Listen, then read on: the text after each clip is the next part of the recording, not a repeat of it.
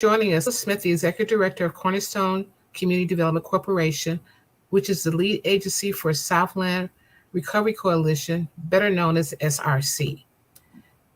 SRC is proud to present today's conversation centered around understanding and breaking down barriers as relates to recovery efforts for young adults in our communities. This think and thought conversation is important as we have a great opportunity to better understand their feelings and challenges.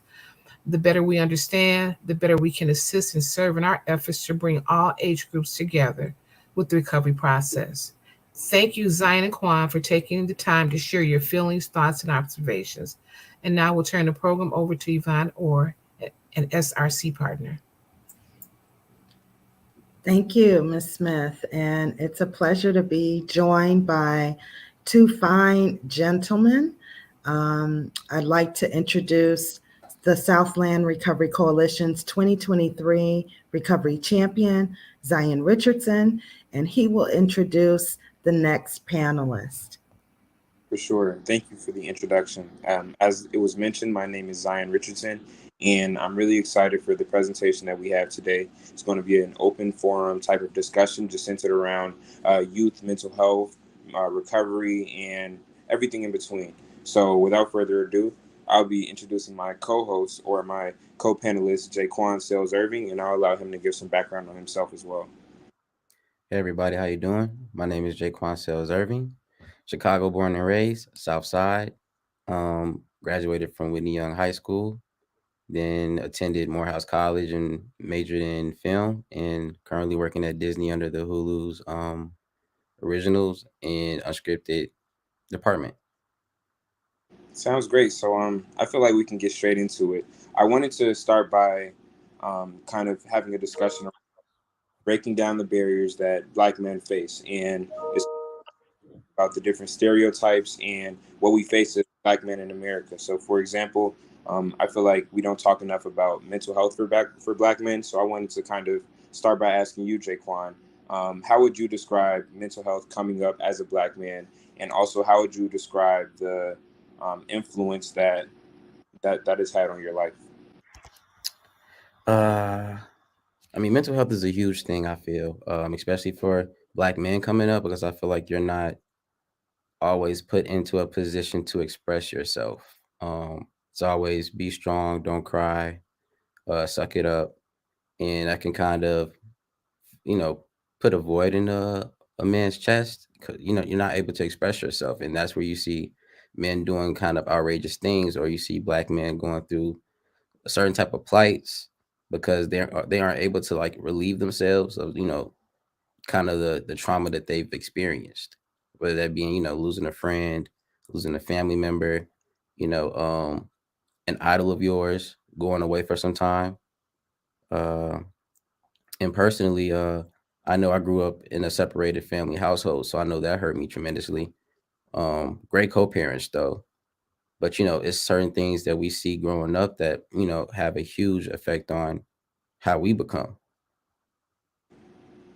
I definitely agree. And I feel like, just like even looking at it from a bird's eye perspective, when we're born, you know, we're young, and there's a certain transitionary period where we go from adorable or cute, whether that's when we're 7, 8, or 9 or 10 years old, to being looked at as a threat almost immediately. So we look at cases like Tamir Rice or several other cases where just whether it's Trayvon Martin or whoever else, we're Black men doing everyday life things, but we're kind of not afforded the privilege of being able to be young or teenagers even. I think like in my case, I realized like as a teenager, even a high schooler, with my first interactions with the police, that even though I may have felt like a young adult or even a little kid at times, that's not the way that the world is always going to perceive me. So just being able to come to terms with that, and also figuring out how to navigate the world in that sense. And that also leads me into our next point, just being how to cope with this and how to basically establish a new normal. Because I feel like, especially within our community, the African American community, when we're faced with these harsh realities and these difficult environments to navigate, we kind of find our peers or certain people within our communities looking for new ways to cope, whether that is drugs or violence or even just acting out against their parents, like whatever the case may be, disobedience, um, resenting authority, a lot of different ways that we see this happen. So I wanted to get your opinion to see if you've seen that with anybody that you've interacted with coming up, and also how have you found a way to avoid those almost modern day traps? Definitely have friends overdose. Definitely have friends just do the wrong thing to let out, how they feel. And it's not a great thing to experience. However, I feel like I've been able to overcome those type of issues by one, having a solid group of people around me. And Zion, I can say that you are one of those significant people in my life. Uh, Being able to talk through how you feel, because I feel like that's another thing that we face as an issue, is not being able to elaborate and explain how we actually feel and put our feelings into words for people to understand and comprehend. Because if you don't have if you can't speak on it, then you're just going to react on it, you know, physically, whether that be hurting somebody else or hurting yourself. At the end of the day, you're just hurting everybody. And I really feel like you need somebody to talk to. You need a rock, uh, and you need to be able to have some type of humility and be able to, like, put your barriers down and let people into your life. You know, and that's when I say you need a solid group of people around you, because they will understand, they will respect where you come from. This isn't a laughing at you type of moment or scenario. This is, you come to somebody for help. Definitely, definitely. And I also feel like you made a lot of great points there. I wanted to ask, do you have 3 to 5 tips that you would give youth who are struggling to find ways to navigate just like mental health struggles, or even making sure they're walking down the right path? Honestly, I don't want it to sound like corny or anything, but I feel like meditation is definitely a key thing that people should practice. Whether it be for 5 to 10 to 15 minutes, if you can just sit down, relax, and breathe and clear your mind, I think that is it'll propose and provide some type of clarity for your, future decision making. Um, that's one thing for sure. And I also feel like find something to do, a hobby. um it doesn't always have to be video games. It doesn't always have to be, you know whatever. But if it's something that has, value, and is building your character and your motivation and your skill set, it could be basketball. That could be some way, you release some stress. um but I think finding something to keep yourself busy and not on the negative. Definitely. That's a great point. And I was going to say, additionally, along with meditating, journaling is another great one as well. I know that you and I have talked a lot about journaling just because, in my case, it's helped me figure out my mental quarrels, and also just figuring out how to, get my thoughts on a paper and express myself. And that goes back to having a medium to really speak on it. As you said, if you can't speak on it, you can't act on it, or you will react on it. And outside of journaling, I will also resonate with what you said in terms of having a solid crew or crowd around you. They say um, you are the sum of your 9 to 10 closest friends. So if you hang around 10 robbers, it's it's it's like you're going to be leaning towards a certain way. If you hang around 10 scholars, it goes the same way. So that's another thing. And then finally, I would say having a vision or a goal, or really just like a idea of where you want to see yourself in the future, so you have something to work towards. A lot of young adults I've heard, they may have said something like, I never thought about where I would be at 25, because a lot of us die at age 21 or younger, things of that nature. So it's like when we're not envisioning where we want to be at 30, 40, 50, then we're kind of left to go with the flow. And sometimes going with the flow is good, but other times going with the flow can be very detrimental, because it kind of puts us in a corner that we wouldn't like.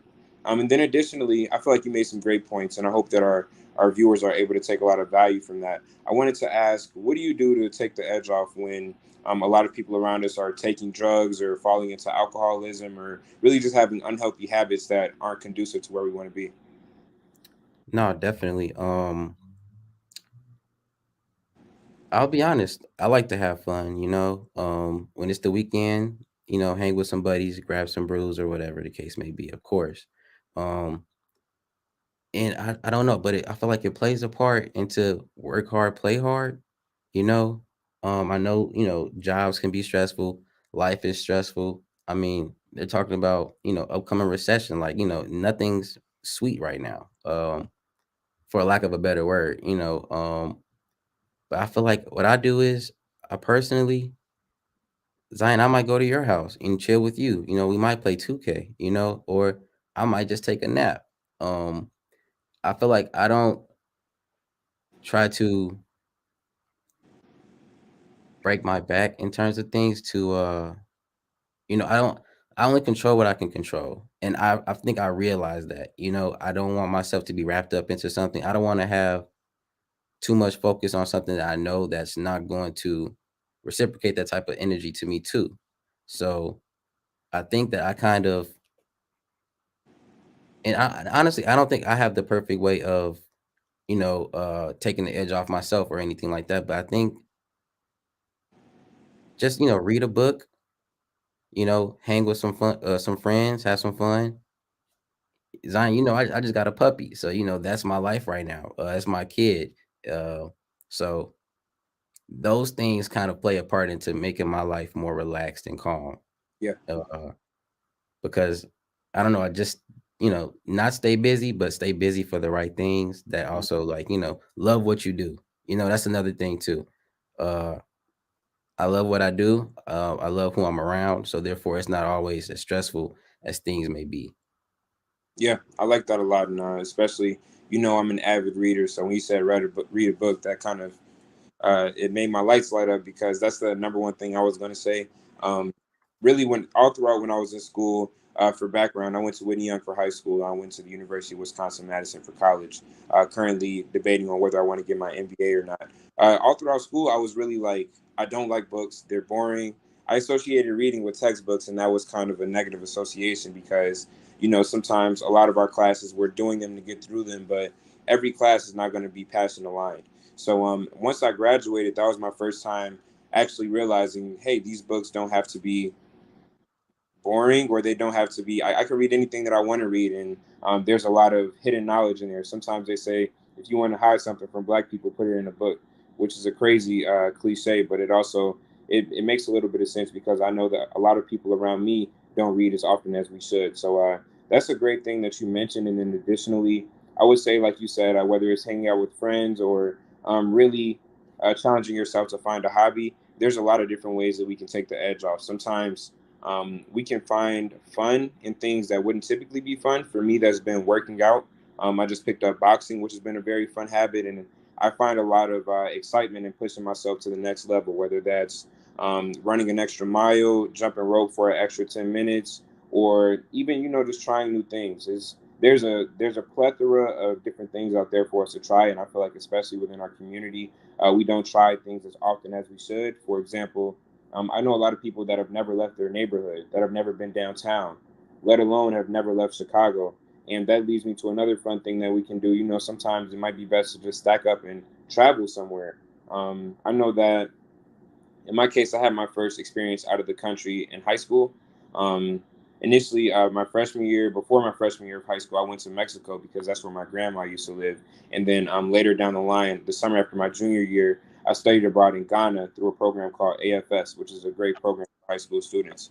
In the midst of all of that, I feel my travel experiences were one of the most integral experiences at that age because they kind of allowed me to evolve and grow as a man. And I know that, like, since we're both from inner city Chicago, we've seen all of the good, the bad, the ugly, and we've really dodged a lot of different obstacles, like raindrops almost. I have peers that have overdosed, or I have peers that have, just been given two tough decisions, and sometimes we make the wrong decision in the moment. There's nothing wrong with that, but we do want to be able to make the best decision possible with what we have.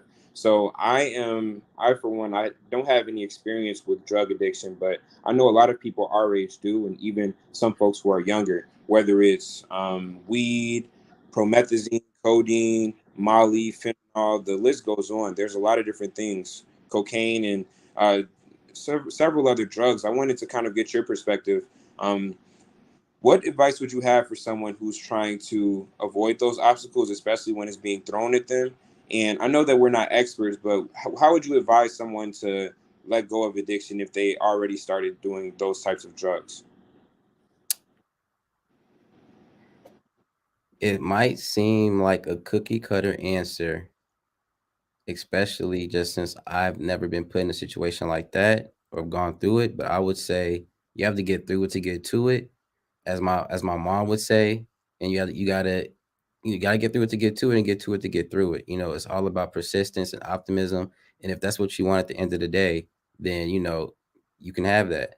Uh, I did see a comment from Tyrone Burns who talks about uh, young men need more after school activities, and I wholeheartedly agree. And I think that's the case where the community needs to step in, because it takes a village to raise a child. Always. And when these kids are looking up to rappers and all these musicians who are talking about this stuff, that's filling their mind with this kind of influence, they're not looking at and that's the case I was talking about. When we were talking about the plight of a black man growing up, not being able to express themselves, always have to be hard and tough. And some of their fathers might be incarcerated or dead. And you know it becomes a cycle of the blind leading the blind. For sure. And with that, being blind and not understanding what's going on around you, only being focused on uh quick cash or you know drugs, it's like it leads to a certain sense of apathy and not caring. And I think, to respond to you, Tyrone, uh this is where we need to really focus on the politics of Chicago. We know it's a corrupt city. We know, things can be better. That has to be worked on, in the structure of it all. And I think that, we have to vote for the right politicians, the right, senators, the right governors that will, fight for, these after school programs. Because, it was a point in time where CPS schools still are being shut down, and inner city children, have nowhere to go, or they have to travel far. And from depending on their background, they're going into neighborhoods that their own neighborhood possibly might not get along with. Therefore, causing some type of conflict for them.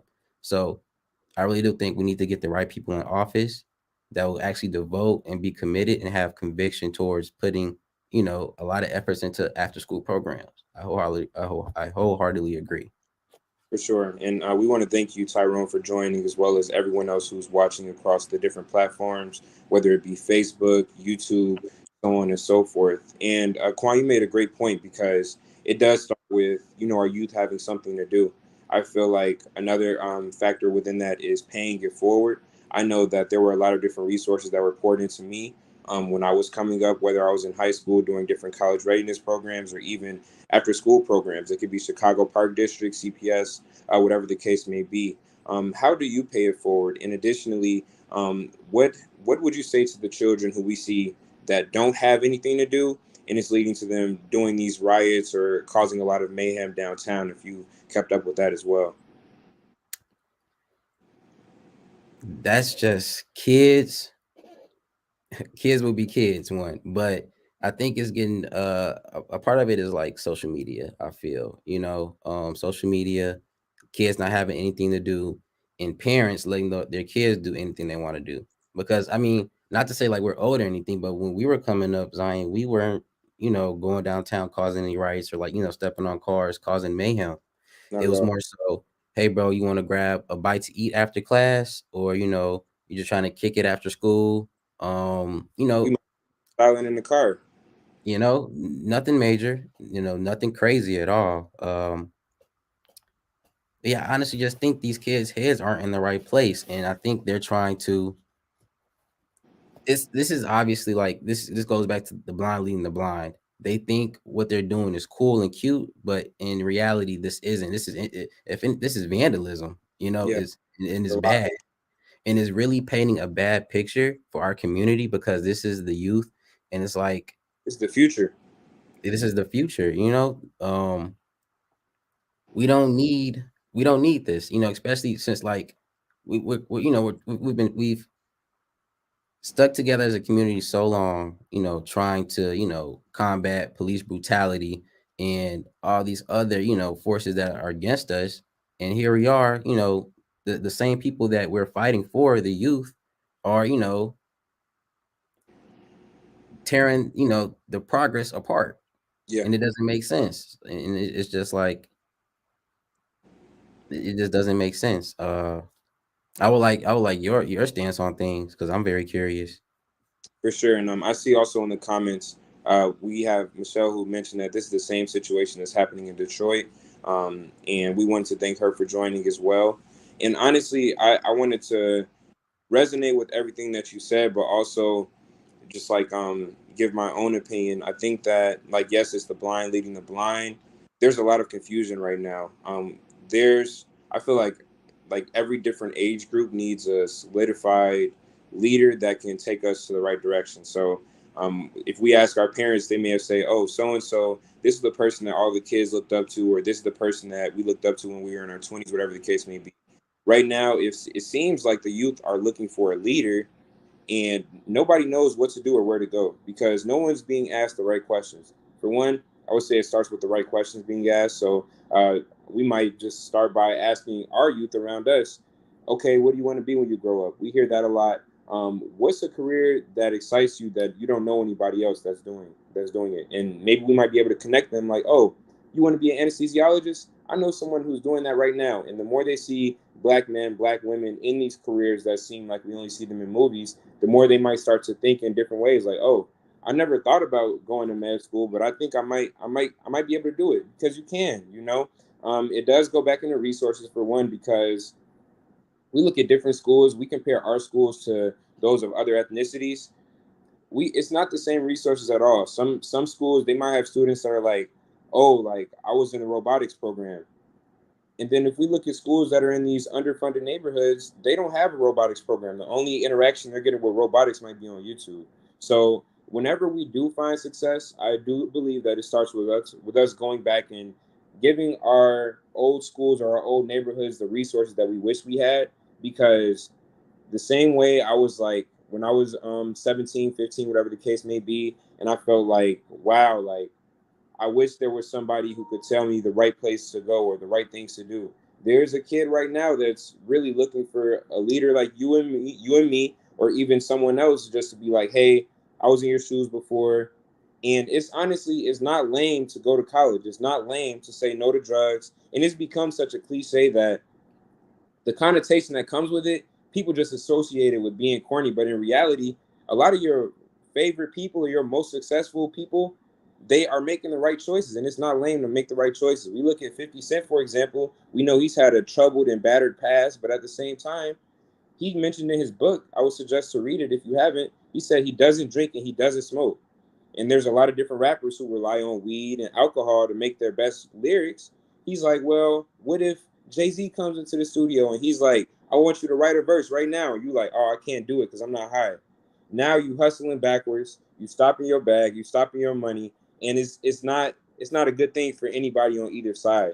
But that brought me to my next point. I wanted to kind of talk more about the sense that black males have just in terms of being tough, tough it out. Like it starts at a very young age. We might have a situation where a little boy falls off the swing and a little girl falls off the swing and the little girl's allowed to cry, but the little boy isn't. The little boy has to be tough and so on and so forth. And then as we get older, we internalize this tough mentality and it leads to us having a lack of emotional intelligence, I would argue. And at least in my case, I've had to kind of put a lot of the stereotypes to the side and learn how to refine my own emotional intelligence through research, doing different books, whether it's The Atlas of the Heart by Brene Brown or even Attached, which is another great book about attachment styles, and really learning, okay, where's the perfect balance between understanding and expressing my emotions, but also I'm not, like you mentioned, I'm not sweet. I'm not like it's like I'm not a little girl for saying how I feel at the end of the day. I'm not a sissy or whatever term you want to use. How do you find yourself navigating that intricate balance between being a strong, tough man, but also, not closing off your heart and being able to respect and feel your emotions? Definitely. I think you have to know who you are. You have to, dibble and dabble, you might be in this social group this day, might be another social group tomorrow, but as long as you're actually finding your inner peace and who you are, you'll be able to understand your emotions better. Because I know back then when I was younger, especially, I not old at all, not old, I say it's so funny, but I would try to hold in a lot, and then when a moment where like one situation might come about, and it'll be that one, you know, that one thing that just breaks the camel's back, and I would just be bursting into tears. And I just realized I'm just trying to figure out, this is me just trying to sustain all of this pressure that I shouldn't be holding in, because you start holding grudges, you start having nasty attitudes towards people, and eventually just become disliked. And I really realized just having, somebody to talk to. You really just need somebody. And if you don't have somebody to talk to, please write about it. That's why diaries were a thing. That's why writing was created, And if you aren't able to express yourself in any shape or form, it's just going to be bottled up inside of you. And you never know what you're holding back inside might be a next $1 million idea. Um, if you don't have anybody to talk to or bounce things, backing off of, then, it's just like, it's locked in the chamber. You might as well just put it in the vault, throw it in the ocean, walk away. And an analogy is that's pretty much how your heart is feeling at the same time, because you're not being able to like express yourself. You're in a sunken type of place. I definitely agree. And you made great points, just like, being able to recognize how we feel and act on it versus, leaving it in the vault and never acting on it. They say the difference between the man who finds success and the man who doesn't is one of them actually does it and one of them only thinks about it. And I also wanted to clarify and make sure I was being clear. All of the terms that I listed are not acceptable, and we're definitely not advocates for any of those terms. We have a lot of respect for all of our different communities, but these terms that are outdated, we do still see them being used, and we would like for them to stop being used in the future. So I just wanted to be clear that we're on the side that rebukes all of these terms, whatever term it may be, because at the end of the day, there's nothing wrong with expressing yourself or your emotions. And I've dealt with the same thing, a lot of times, us being men who were raised from a strong family and also men who look to be the providers of our own families one day. We kind of deal with this weight on our shoulders mentality. We're consistently looking to do more, and we're pushing ourselves to the next level. We rarely ask for help, and we're always looking to help. We have big hearts, big minds, and we're looking to basically maximize our impact. They say, like, you show him, you give a man a fish, he'll eat for a day. You teach him how to fish, he'll eat for a lifetime. And we're looking to teach everyone else around us how to fish while also simultaneously fishing on our own. And it can tend to be a lot. I like the term that you use, the straw that broke the camel's back, because that's really what it is. I've experienced that as well. And I feel like initially when I was younger, it reminds me of a Music Soul Child song. He said, my mama told me that the definition of a man is to never cry, work till you die, always provide. And it sounds crazy when you say the lyrics out loud, but a lot of people do feel that internally because that's all we know. We rarely have conversations like this, and if we do, we don't feel comfortable even being vulnerable. I feel like I would argue that there's strength in vulnerability, and a lot of us actually have to kind of become more comfortable being vulnerable. So I also wanted to get your perspective and kind of ask you on how is losing your peers due to overdoses or suicide, or even just having this, how has that impacted you, and how do you navigate? It puts you in a state of like limbo, honestly. You can't believe it at first, like him, not him, her, never. Because I feel like it's people wake up, and as sad as they may be, I say I even do this sometimes. I might be tired from the night before, or just in general, but I still put a smile on my face. But like, it's people that have even worse days than I did. And this is where you have to count your blessings, because things may be hard for you now, but you never know what another person is going through. Um, and Mike Epps said this, and not to go away from the topic, but if you dropped all your problems right now. If God told everybody to drop their problems right now, and you pick up a problem, you never know if it could be better or worse. You know, so you just might as well be grateful for what you have, where you at right now, and just put your best foot forward and strive and keep striving. Yeah. But you have to be able to, and this is why I promote to other people is reach out. You know what I'm saying? If somebody crossed your mind, they didn't cross your mind for no reason. If something that you saw reminded you of somebody, just check in and say hey, because you never know if that hey can actually like save their life. And just take initiative. You know, just they might not want to talk, or you might not want to talk. You know, it doesn't have to be a quick conversation. It can be a text message, it can be a voicemail, but just let them know that you're in their corner, and because when we were in college, and we weren't seeing each other every day, but come Saturday or Sunday, I'll FaceTime you, you'll FaceTime me, just check in, and it'd be that type of thing. Yeah. And we've had some share losses too, like from high school, and I feel like I'm always left with in my chest, like a feeling that what could I have done better, to prevent this issue. And, just going forward, like you learn from it, and you reach out to more people and you make sure they're straight, but you just got to tell them, keep their head high and just, focus on what's necessary. Cause at the end of the day, there's no point of putting imaginary problems on your plate. And just control what you can control and focus on the now. I definitely agree. And you made a lot of great points, especially I feel like there's two sides of the coin as well, because there's always that feeling of what could I have done better?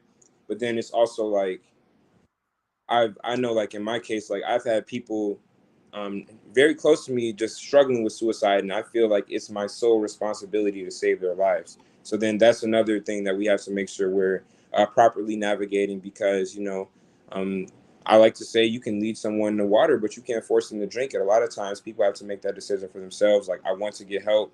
I want to get out of this funk that I'm feeling.